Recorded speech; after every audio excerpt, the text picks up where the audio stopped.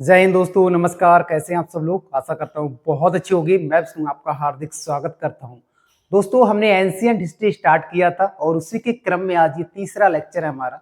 और इससे पहले हम प्रागैतिहासिक काल और दूसरा सिंधु घाटी सभ्यता या हड़प्पा सभ्यता, और आज हम देखने वाले हैं ऋग वैदिक काल और उत्तर वैदिक काल के बारे में जानेंगे। इसमें छोटे छोटे दो टॉपिक हैं, एक हमारा ऋग वैदिक काल और इसमें उत्तर वैदिक काल। ये दोनों इसमें समाहित हैं और मैंने इस प्रकार से इसको डिजाइन किया है। अगर आप इसको देख लेते हो तो ये ऊपर वाली लाइन मैंने ऐसे ही नहीं लिखा हुआ है। अगर आप सच में ये पूरा देख लेते हो तो आपको कोई नोट्स, कोई बुक का कोई जरूरत नहीं पड़ेगा। सारे प्रश्न आपके यहीं से बन जाएंगे, क्योंकि मैंने इस प्रकार से इनको डिजाइन किया है। अगर ऋग्वेद पढ़ोगे तो ऋग्वेद से आज तक हमारे एग्जाम में कितने प्रश्न आए, यजुर्वेद पढ़ाएंगे तो आज तक कितने प्रश्न आए हैं, और साथ में इस ग्राफ के जरिए से आपको समझाया जाएगा। और इस ग्राफ से लगभग एक दो प्रश्न हर एग्जाम में पूछा जाता है। बहुत शानदार तरीके से मैंने डिजाइन किया है दोस्तों। आप भी देखोगे तो आप भी कहोगे सर बिल्कुल मजा आ गया। और साथ में पीडीएफ भी हम प्रोवाइड कराएंगे आपको, क्योंकि बिर पीडीएफ की आपको तैयारी कैसे रहेगा। तो पीडीएफ के लिए आपको टेलीग्राम पर सर्च करना है GSY विष्णु सर। कहां सर्च करोगे?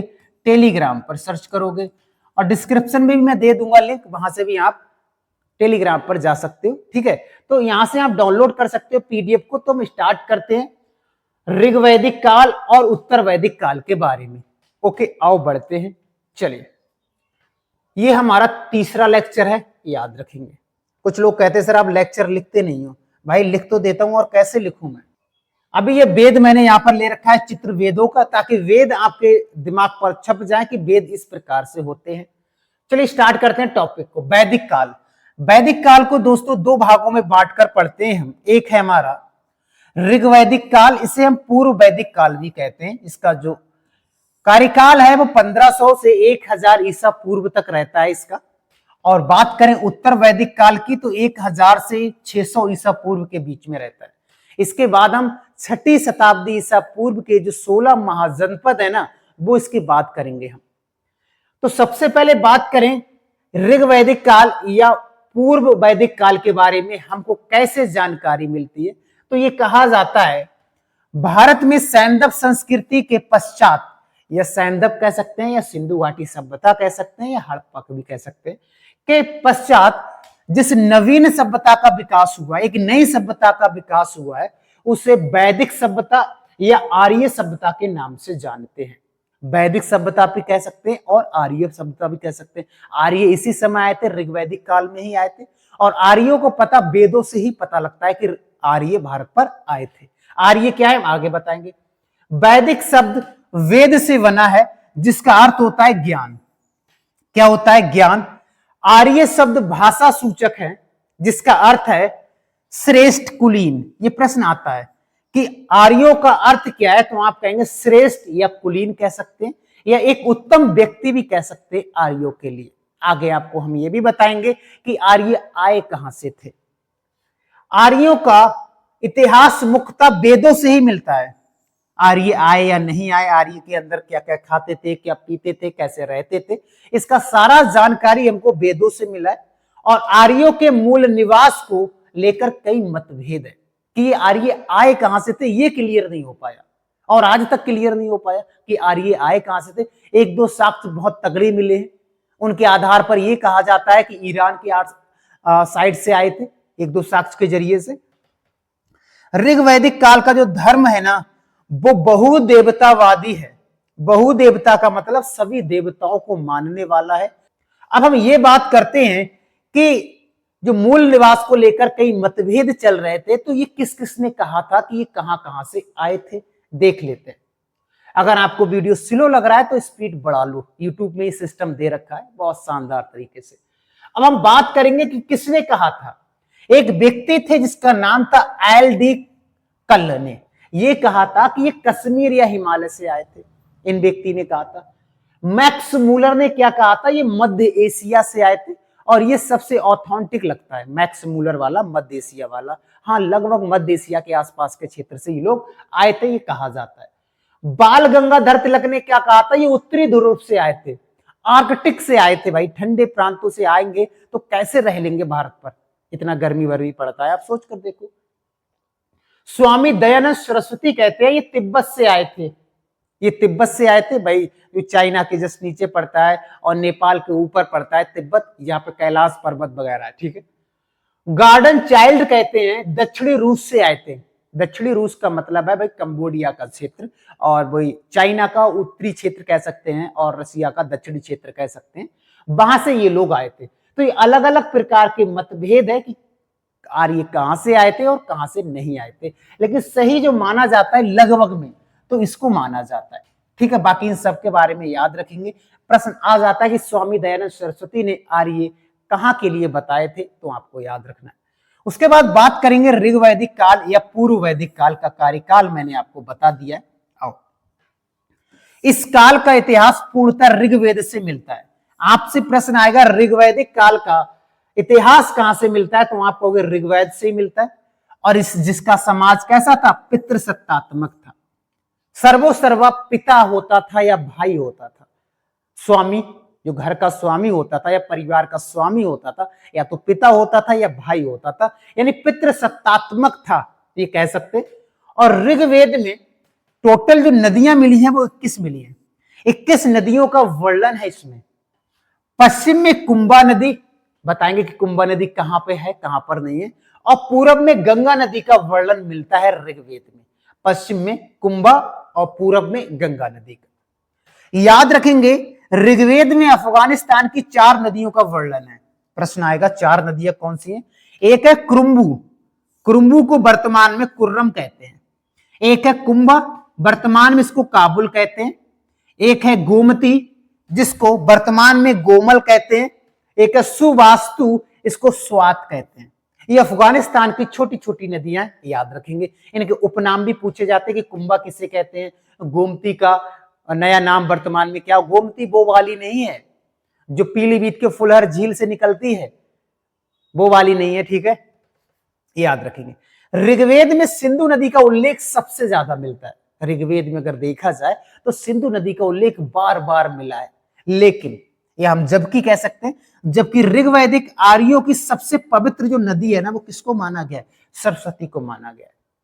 सबसे ज्यादा उल्लेख तो सिंधु का मिलता है, लेकिन पवित्र नदियों में अगर बात करें तो कहां की मिला है, पवित्र नदी सरस्वती को मिली। और सरस्वती नदी के कुछ अन्य नाम भी है जो प्रश्न हमारे एग्जाम में पूछा गया है, जैसे माते तमा, याद रखेंगे, देवी तमा और नबी तमा। माते तमा, देवी तमा और नदी तमा सरस्वती नदी के ही उपनाम है, आपको याद रखना। ये प्रश्न आया हुआ है, ठीक है। आगे बढ़ते हैं, आगे बात करेंगे।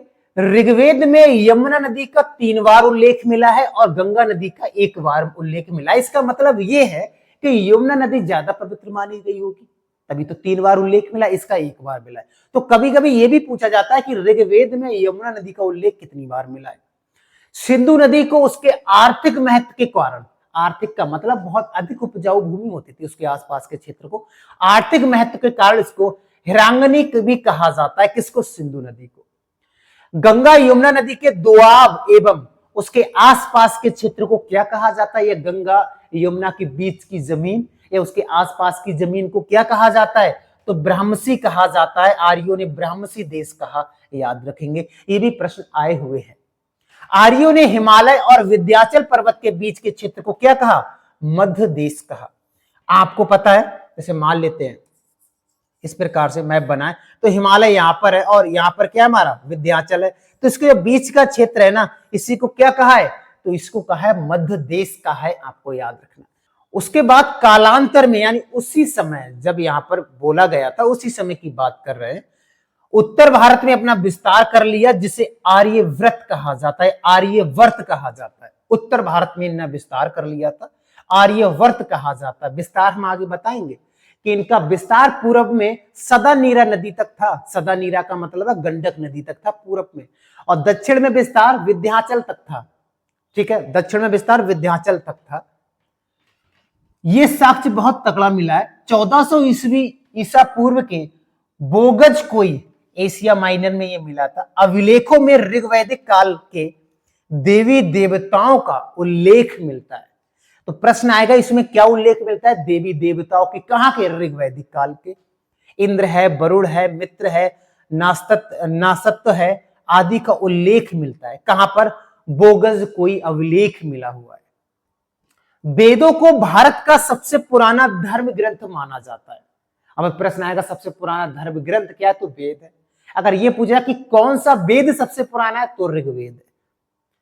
वेदों के संकलनकर्ता कौन थे, तो याद रखेंगे वेद व्यास, महर्षि वेद व्यास इनके संकलनकर्ता थे, याद रखेंगे, कई बार आया हुआ प्रश्न है। आगे बढ़ते हैं। वैदिक साहित्य को श्रुति कहा जाता है, जिसका अर्थ होता है सुना हुआ। और याद रखेंगे ऋग्वैदिक काल की कुछ नदियां हैं, उनके वर्तमान में नाम कुछ और हैं और पुराने नाम कुछ और थे। ये नाम याद रखेंगे। 4 नदियों के नाम हमने पीछे याद रख लिए, बाकी 5 नदियों के नाम यहां पर याद रखेंगे। जैसे एक नदी थी पुराने समय में अस्किनी, उसे वर्तमान में चिनाव नदी कहते हैं। एक नदी थी विपाशा, वर्तमान में इसे व्यास नदी कहते हैं। एक नदी थी परसुणी, इसे वर्तमान में रावी नदी कहते हैं। एक नदी थी सदानीरा, इसे वर्तमान में गंडक नदी कहते हैं। एक नदी थी सतुद्री, इसे वर्तमान में सतलज नदी कहा जाता है। तो कभी कभी ये मिलान करने को आ जाएगा या पूछा जाएगा रावी नदी का पुराना नाम क्या है या व्यास नदी का पूरा नाम क्या है, ये प्रश्न कई बार आते हैं। ठीक है, उसके बाद बात करेंगे हम ऋग्वेद के बारे में। ऋग्वेद से हमारे एग्जाम में कितने प्रश्न पूछे गए हैं आज तक, वो सारी बातें करने वाले हैं। सबसे पहले ऋग्वेद में मंडल कितने हैं, तो आप कहेंगे दोस्तों 10 मंडल है।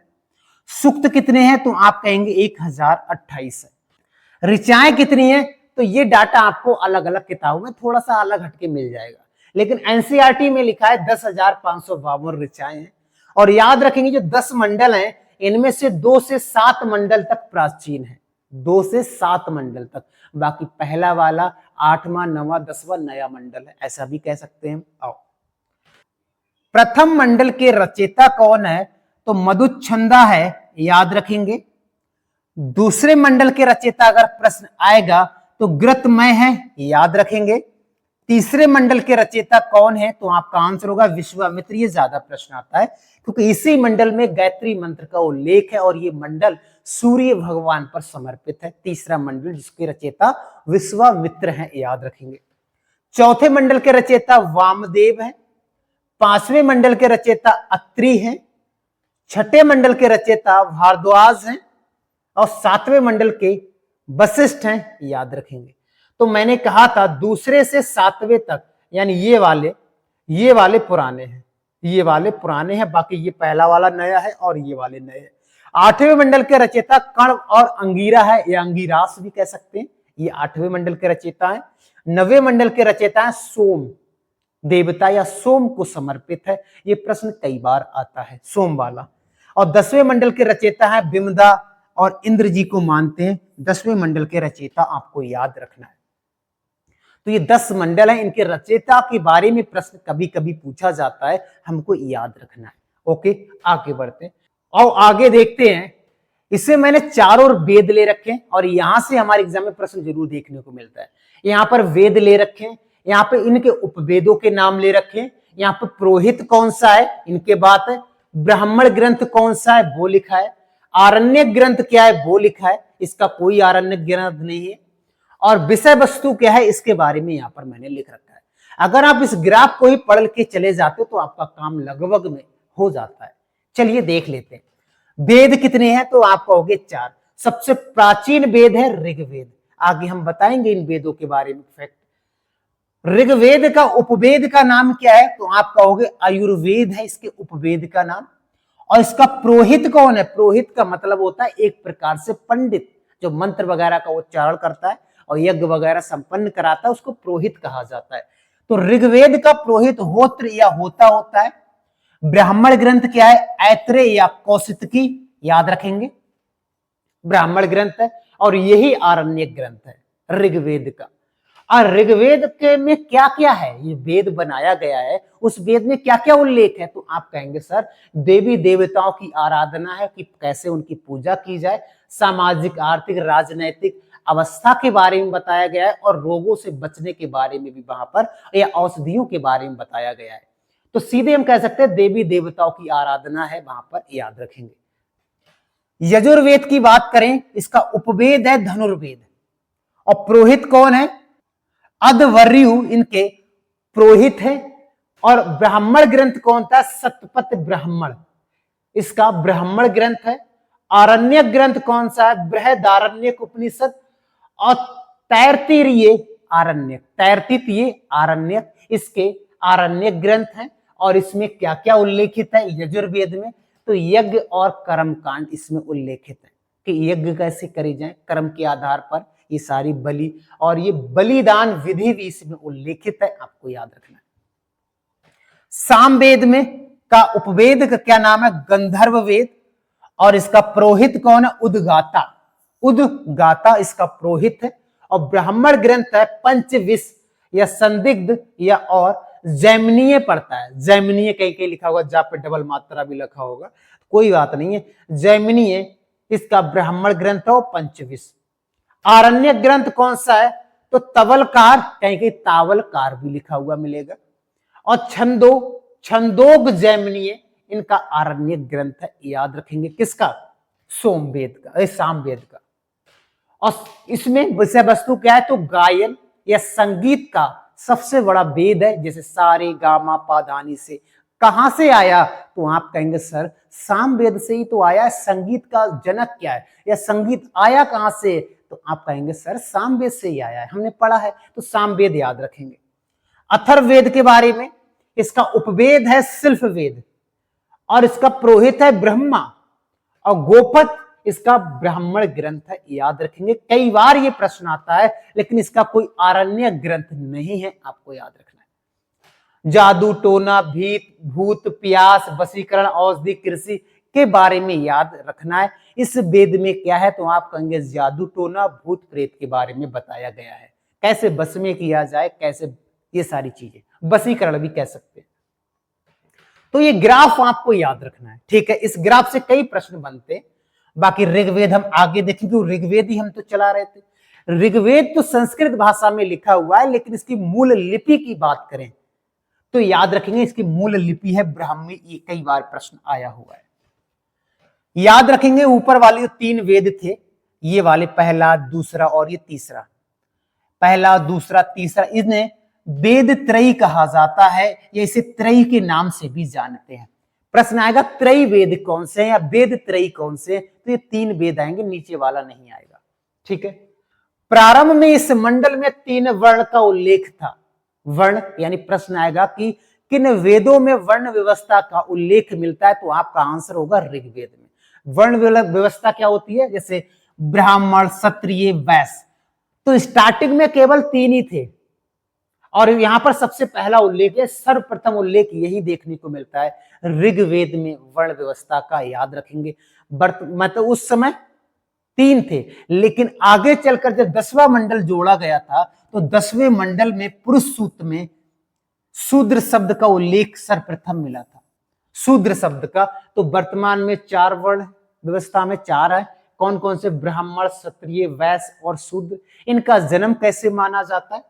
विराट पुरुष के मुख से, हम कह सकते हैं मुख से ब्राह्मण का जन्म माना जाता है, भुजाओं से क्षत्रियों का, जंगा से वैश्याओं का और पैरों से शूद्र का जन्म हुआ था। ये इस प्रकार से लिखा हुआ है, ठीक है। तो ये भी कई बार प्रश्न आए हुए हैं। ऋग्वेद के मंत्रों का उच्चारण करने, यज्ञ संपन्न कराने वाले पुरोहित को होता कहा जाता है, होता, याद रखेंगे। ऋग्वेद में उल्लेखित कृषि यव है, जिसे हम जौ के नाम से जानते हैं। जौ का सबसे ज्यादा उल्लेख मिला है, आपको याद रखना है। उसके बाद ऋग्वेद काल में जनता बलि एवं कर्मकांड पर विश्वास करती थी, कर्मों पर विश्वास करती थी। ऋग्वेद में ये प्रश्न आया हुआ है, ठीक है।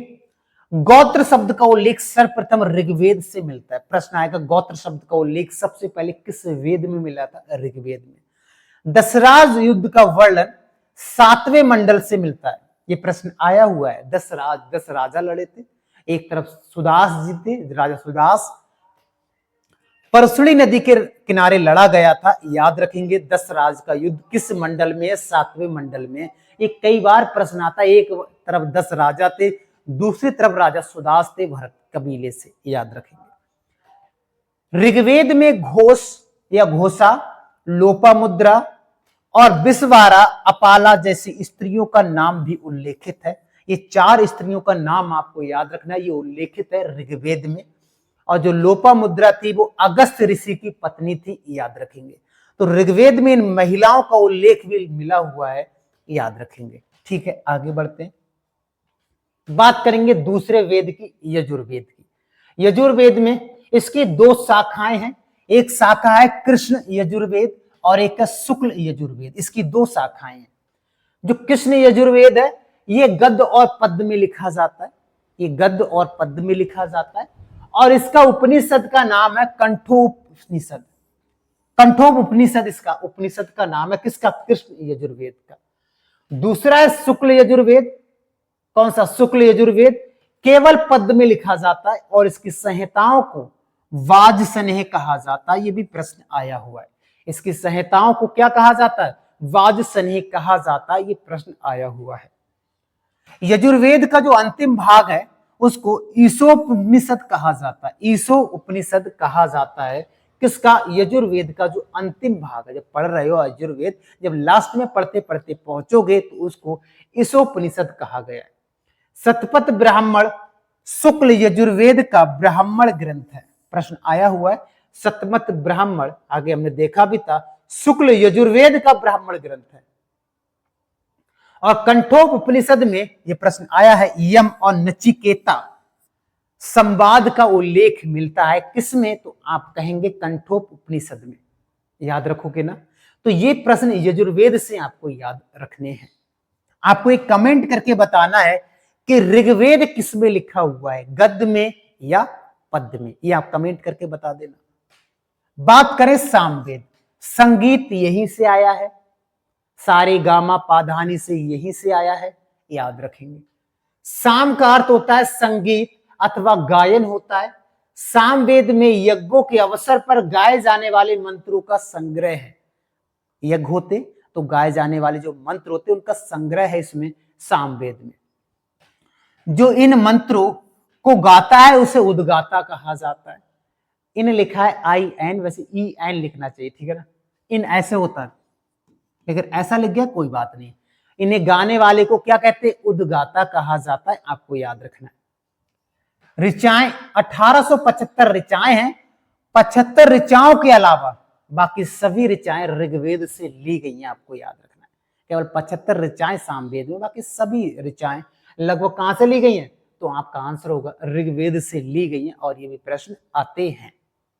बात करेंगे अथर्ववेद की, नवीन वेद के नाम से जानते, नया वेद है ये अथर्ववेद। इसमें 20 कांड, 730 सूक्त और 5987 मंत्र हैं, और 5987 में से 1200 मंत्र केवल ऋग्वेद के इसमें समाहित हैं, आपको याद रखना है। इस वेद में मगध और अंग प्रांतों को दूरस्थ प्रदेश कहा गया है।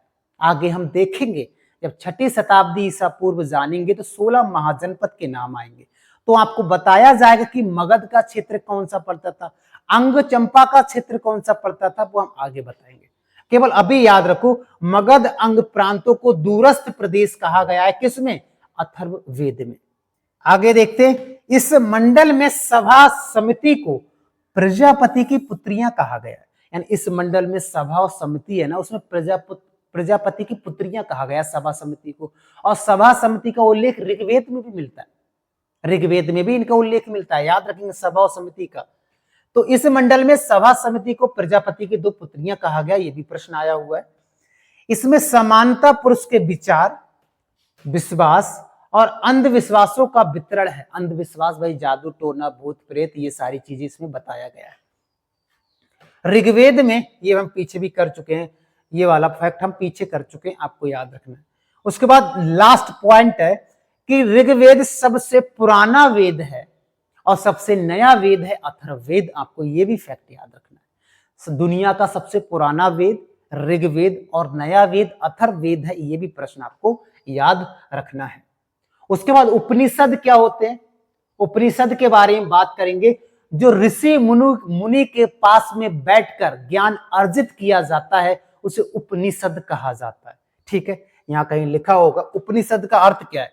गुरु के पास बैठकर शिष्य द्वारा ज्ञान की प्राप्ति, यानी शिष्य ज्ञान की प्राप्ति गुरु के आदेशों से करता है, तो वही को उपनिषद कहा जाता है और उपनिषद की संख्या अप्रॉक्स में 108 मानी गई है। कितना माना गया है? तो 108। प्रश्न आएगा उपनिषद का मुख्य विषय क्या है, ये प्रश्न आया है, तो आपका आंसर होगा दर्शन। इसका मुख्य विषय है दर्शन। तो उपनिषद क्या है मैंने बताया, कितने हैं ये मैंने बताया। मांडुक्य उपनिषद सबसे छोटा उपनिषद है, मांडुक्य उपनिषद भी लिखा हुआ मिलेगा, ये मांडुक्य उपनिषद लिखा है यहां पर।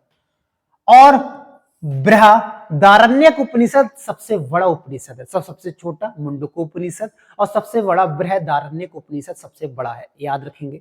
आगे बढ़ते, याज्ञवल्क्य गार्गी की प्रसिद्ध संवाद का उल्लेख बृहदारण्यक में मिलता है, याद रखेंगे उपनिषद में मिलता है। और आपको पता है सत्यमेव जयते शब्द का उल्लेख मंडूक उपनिषद से मिलता है, ये भी प्रश्न कई बार आता है। और मोक्ष की चर्चा यही देखने को मिलती है, मोक्ष कैसे प्राप्त हो जाता है, क्या क्या करने से मोक्ष प्राप्त हो जाएगा, तो इसकी जानकारी उपनिषद से मिलती है कि अपने आप को जागृत करो, बैठकर एकांत में बैठकर भजन करो, सिमरन करो और ध्यान करो, तो आपको मोक्ष प्राप्ति हो जाएगी, इसमें बताया गया है। उपनिषद दर्शन पर आधारित पुस्तक है जिसे वेदांत भी कहा जाता है। और वेदांग, ये ता है और ये गा है, वेदांग कितने हैं वर्तमान में, तो आपका आंसर होगा 6 है। उपनिषद 108, और जब माला जो पहनते हैं उसमें जो माला जपते हैं उसमें मूंगे कितने होते हैं, 108। उन्हीं 108 मूंगों को बोल बोल कर मोक्ष की प्राप्ति होती है, आपको पता है। 6 कौन कौन से हैं? शिक्षा, कल्प, व्याकरण, ज्योतिष, छंद और निरुक्त। ये याद रखेंगे, ये 6 वेदांग है। ये भी प्रश्न आया हुआ है कि कितने वेदांग है, 6, और इनके नाम हमको याद रखने। बात करेंगे पुराणों की। पुराण कितने हैं? पुराणों की संख्या है 18। पुराणों का अर्थ है पुरानी कथाएं। पुराणों का अर्थ क्या है? पुरानी कथाएं, जैसे ब्रह्म पुराण, पद्म पुराण, विष्णु पुराण, इस प्रकार की पुरानी कथाएं हम बहुत सारी सुनते हैं नहीं, ये है सारे 18 पुराणों के नाम। विद्वानों के मुताबिक मत्स्य पुराण सबसे पुराना पुराण है। प्रश्न आएगा सबसे पुराना पुराण कौन सा है, तो मत्स्य पुराण है। और पुराणों में क्या है, अलग अलग देवी देवताओं को केंद्र मानकर पाप पुण्य, धर्म अधर्म, कर्म अकर्म की कहानियां बताई गई हैं। मतलब इसमें यह बताया गया है अलग अलग आप भगवान को मानते हो, कोई लक्ष्मी को मानता है, कोई राधा को मानता है, कोई शंकर को मानता है, कोई विष्णु भगवान को मानता है, कोई शंकर, सबको अलग अलग प्रकार से लोग मानते हैं। और मानने के बाद उनको केंद्र बनाकर अलग अलग प्रकार के धर्म अधर्म गतिविधियां करते रहते हैं। किसी ने कुछ कहा है, किसी ने कुछ कहा है, तो यही है पुराणों में लिखा हुआ। हर देवी देवताओं के बारे में बताया गया है, किसमें? पुराणों में, याद रखेंगे। उसके बाद आर्यों के बारे में कुछ फैक्ट हमारे एग्जाम में पूछे जाते हैं। आर्य जब आए थे, है ना, ऋग्वैदिक काल या वेदों में इनकी जानकारी मिलती है आर्यों के बारे में। 5 आर्य जनजाति पुरु, द्रुहु, अनु, तुर्वसु और यदु थी। ये 5 जनजातियां थी। इन्हें पंचजन कहा जाता था। क्या कहा जाता है? पंचजन। और पंचजन का मतलब है, अगर आपसे कहें कि सर बताओ जन का अर्थ क्या है, तो आप कहेंगे जन का अर्थ होता है राजा। जन को राजा कहा जाता है। कुलप, कुलप को परिवार कहा जाता है। और परिवार का स्वामी मैंने कहा था या तो पिता होगा या भाई होगा, क्योंकि यहाँ का समाज पितृसत्तात्मक है और हड़प्पा सभ्यता का समाज मात्र सत्तात्मक था, मैंने बताया था, हाँ या ना। चलिए, और ग्राम का मुखिया ग्रामीणी या और तथा विश्व का प्रमुख विस्पति होता था, याद रखेंगे। ऋग्वैदिक काल की सबसे छोटी इकाई है परिवार या कुल, और यहाँ का समाज पितृसत्तात्मक था, ये हम पीछे भी बता चुके हैं आपको। कुंवारी कन्याओं को क्या कहा गया है ऋग्वेद में? तो अमाजू कहा गया है। क्या कहा गया है? कुमारी कन्याओं को अमाजू कहा गया है। और जो कन्याओं की विदाई के समय उपहार दिए जाते हैं, वर्तमान में तो बहुत उपहार दिए जाते हैं, लेकिन उस समय जो उपहार दिए जाते थे उसे बहतू कहते थे। क्या कहते थे? बहतू कहा जाता था, याद रखेंगे। ऋग्वैदिक काल में सती प्रथा का प्रयोग नहीं मिला है। पशु घोड़ा था, क्योंकि ये घूमते रहते थे, चरवाहा किस्म के व्यक्ति थे। पशुपालन का सबसे ज्यादा मिला है यहां से। खाना शाकाहारी और मांसाहारी दोनों, और भोजन में दूध, घी और दही भी का भी महत्व रहता था इनके कार्यकाल में। दूध की पकी हुई खीर का उल्लेख मिला है, और याद रखेंगे जौ के सत्तू को दही में मिलाकर पीने का साक्ष्य भी यहीं से मिला है। आपको याद रखना है, अगर जौ की जो सत्तू बनाया जाता है, जौ को पीस कर वो सत्तू आप दही में मिलाकर पी लेते हो 15 दिन 1 महीना, तो आप अपने आप में एनर्जी का लेवल चेक करना। सत्तू पुराने समय में बहुत, दादा हमारे आज भी सत्तू खाते हैं, बहुत पावरफुल है ये सत्तू। ऋग्वैदिक काल में 3 प्रकार के वस्त्र प्रचलित थे। अब आप कहोगे 3 प्रकार के क्या है? पैंट शर्ट कच्छा? नहीं, अभी तो पैंट शर्ट कोट ये सारा चीज चल रहा है, लेकिन उस समय नहीं था। उस समय क्या था? नीवी। आप कहो भैया ये क्या बवाला है, आगे हम बवाला को देखेंगे। बासस और अधिबासस, ये क्या है, इस बवाला को हम आगे देखेंगे। ठीक है, ये 3 प्रकार के कपड़े पहने जाते थे। जैसे इसी को पहले देख लेते हैं। ऋग्वैदिक काल में कुछ शब्दावली मिलती है, जैसे नीवी, मैंने बताया था नीवी का अर्थ है कमर के नीचे पहनना या पहने जाने वाला वस्त्र, जो कमर के नीचे पहनते उसको नीवी कहा जाता है। बासस किसे कहते हैं? कमर के ऊपर पहनने वाले को बासस कहते हैं। और अधिबासस किसे कहते हैं? तो याद रखेंगे ऊपर से धारण किए जाने वाली, चाहे चादर हो गई चाहे ओढ़नी हो गई, उसको अधिबासस कहते हैं। तो अंतर पता लग गया नीवी, बासस, अधिबासस में। एक अऋतु मिलेगा, इसका मतलब होता है नाविक। एक मिलेगा तछा, जिसका नाम होता है बढ़ई। ये कुछ शब्दावली हैं, ये शब्दावली पूछी जाती है हमारे एग्जाम में। आर्य मनोरंजन के लिए रथ दौड़, घुड़दौड़ और पासा खेलते थे मनोरंजन के लिए। और संस्कृति कैसी थी? ग्रामीण थी।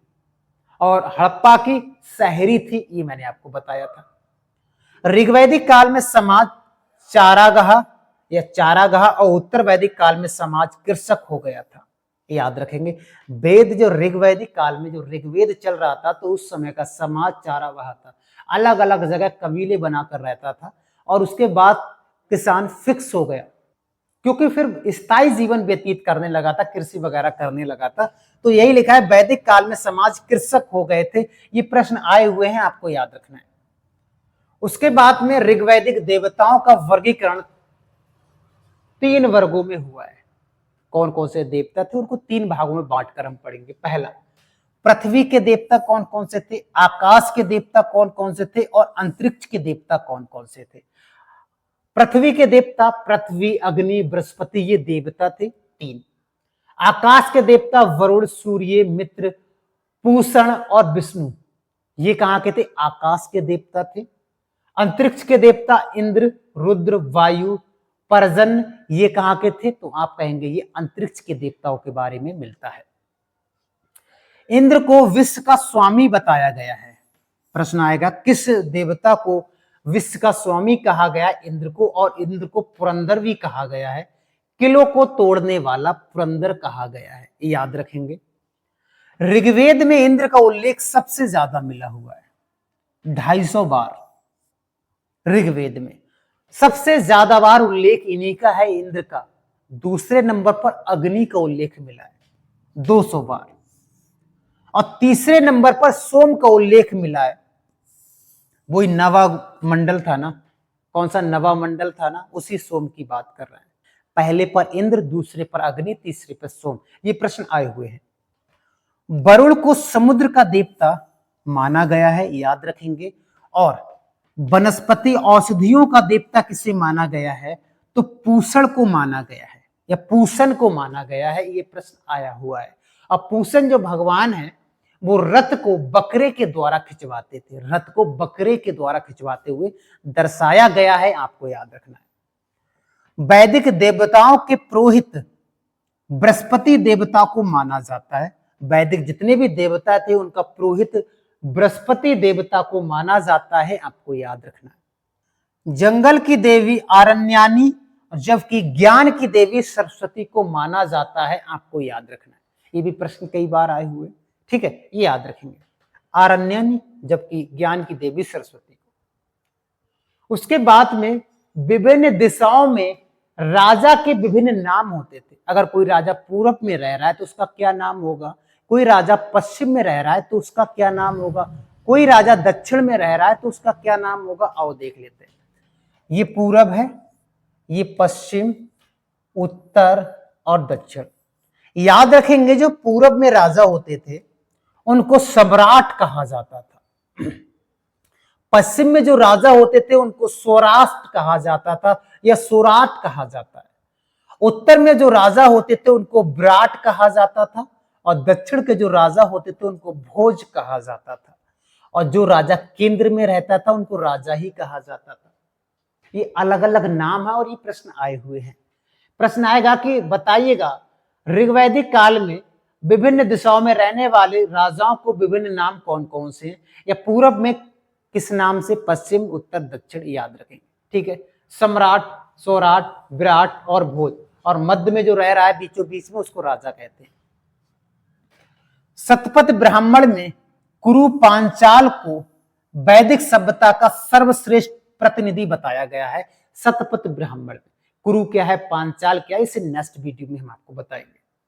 शतपथ ब्राह्मण में पुनर्जन्म का सिद्धांत भी दिए रखा है, याद रखेंगे। राजा की उत्पत्ति का सिद्धांत ऐत्रेय ब्राह्मण से माना जाता है। राजा की उत्पत्ति का सिद्धांत प्राचीन काल में निशाका प्राचीन काल में जो निशाका है वो किसे कहते हैं, तो स्वर्ण आभूषण को निशाका कहा जाता था, याद रखेंगे।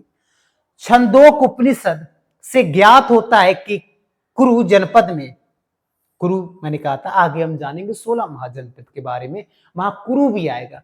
तो इसमें यह कहा गया है कि कुरु जनपद में कभी ओले नहीं पड़े और ना ही कभी टिड्डियों के द्वारा फसल खराब हुई या अकाल पड़ा, ये कभी नहीं दर्शाया गया है। छंदोक उपनिषद में केवल 3 आश्रमों का उल्लेख है। कितने? 3। कौन कौन से? और ये लिखा है 3 है ना, जबकि 4 आश्रमों का उल्लेख जाबालोक उपनिषद में है। जाबालोक उपनिषद में है 4 का उल्लेख और 3 का उल्लेख इसमें। तो आश्रम 4 है वर्तमान में। कौन कौन से? एक है ब्रह्मचर्य, पहला 25 वर्ष की आयु तक ब्रह्मचर्य बने रहिएगा। एक गृहस्थ है, 25 से 30 साल तक गृहस्थ बनिएगा। एक है वानप्रस्थ 50 से 75 साल तक, और एक सन्यास है 75 से 100 साल तक। यहाँ पर एवरेज आयु 100 वर्ष लिया गया था और वर्तमान में व्यक्ति एवरेज 50-60 एज है ना, तो एवरेज 100 को मानकर ये आश्रमों का उल्लेख है। तो छंदोक उपनिषद में कितने आश्रम का उल्लेख है? 3। आप कहोगे जाबालोपनिषद में कितना है, तो आप कहोगे 4 आश्रमों का उल्लेख है। 4 आश्रम ये मैंने आपको बता दी, साथ में एज भी मैंने आपको बता दिया है। उसके बाद में शतपथ ब्राह्मण में सर्वाधिक 12 रत्नियों का उल्लेख है। रत्नियां कैसे? जैसे पुरोहित, पुरोहित का मतलब है राजा द्वारा परामर्शदाता, पुरोहित कहते हैं। सेनानी, सेना का प्रमुख। महर्षि, राजा की पत्नी। संग्रहिती या संग्रहित, कोषाध्यक्ष। और भागदूत, कर एकत्रित करने वाला अधिकारी। ये कुछ मीनिंग है जो हमको याद रखना है, याद रखेंगे। इसका शतपथ ब्राह्मण में उल्लेख मिलता है। वैदिक काल में आघन्य या आघन्या किसको कहा गया है, तो आप कहेंगे गाय को कहा गया है। आघन्या का मतलब होता है ना मारे जाने योग्य, जिसे हम मार नहीं सकते। गाय का वर्णन मिला है, गाय को हम मार नहीं सकते। गाय को माता के रूप में पूजे गए हैं वेदों में, तभी वर्तमान में कहा जाता है कि गाय की रक्षा करें, याद रखेंगे। भगवत गीता संस्कृत भाषा में लिखी गई है, आपको पता है, लेकिन इसका अंग्रेजी में अनुवाद किसने कराया था? चार्ल्स विल्किंस ने कराया था। 84 की बात है, 1784 में कराया था। अंग्रेजी में अनुवाद किसने कराया, ये भी प्रश्न हमको याद रखना है। महाभारत को जय संहिता के नाम से जाना जाता है, ये भी प्रश्न आता है। अथर्ववेद के अनुसार सर्वोच्च शासक कौन है? इसे अथर्ववेद में मैंने लिखाना चाहिए था, आप अथर्ववेद में इसको लिख लेना, क्योंकि वहां जगह ना बचा था तो मैंने इसको यहां लिख दिया। एक राट कहा जाता है किसको, तो सर्वोच्च शासक को कहा जाता है अथर्ववेद में। उत्तर वैदिक काल में लोहा मिला था और अतरंजी खेड़ा से दबा के लोहा मिला था, याद रखेंगे। 6ठी शताब्दी ईसा पूर्व में उत्तर वैदिक काल में लोहा कहां से मिला था? अतरंजी खेड़ा से, ये भी प्रश्न आया हुआ है। तो हमने आज ऋग वैदिक काल और उत्तर वैदिक काल के बारे में बहुत शानदार तरीके से पढ़ा। अगर आप इसको पूरा देख लेते हो तो सच में आपको कोई भी नोट्स और कोई भी बुक पढ़ने का जरूरत नहीं पड़ेगा। इसमें सारे प्रश्न समाहित है। आपने अगर प्रीवियस ईयर लगाओगे ना इसके बाद तो आपको इसका वैल्यू का पता लगेगा, ऐसे आपको इसका अंदाजा नहीं लगेगा। और ये पीडीएफ कहां से मिलेगा, तो आप टेलीग्राम पर सर्च करोगे जीएस बाई विष्णु सर। कहां से सर्च करोगे, टेलीग्राम पर सर्च करोगे जीएस बाई विष्णु सर, वहां पर ये पीडीएफ मिल जाएगा। यही नहीं, सारा पीडीएफ वहीं पर मिल जाएगा। चैनल पर नए हो तो चैनल को सब्सक्राइब जरूर करना ताकि नोटिफिकेशन पहले आ सके और आपका जीएस तगड़ा हो या मजबूत हो सके। बाकी मिलते हैं, कमेंट करके जरूर बताना वीडियो कैसा लगा। और ये तीसरा लेक्चर था, चौथा लेक्चर आएगा 6ठी शताब्दी ईसा पूर्व, उसके बाद जैन धर्म, बौद्ध धर्म, ये सारा कुछ कराया जाएगा। इतना डिटेल से कराया जाएगा कि किसी ने नहीं कराया होगा। बाकी मिलते हैं नेक्स्ट वीडियो में, आज के लिए इतना ही। जय हिंद दोस्तों।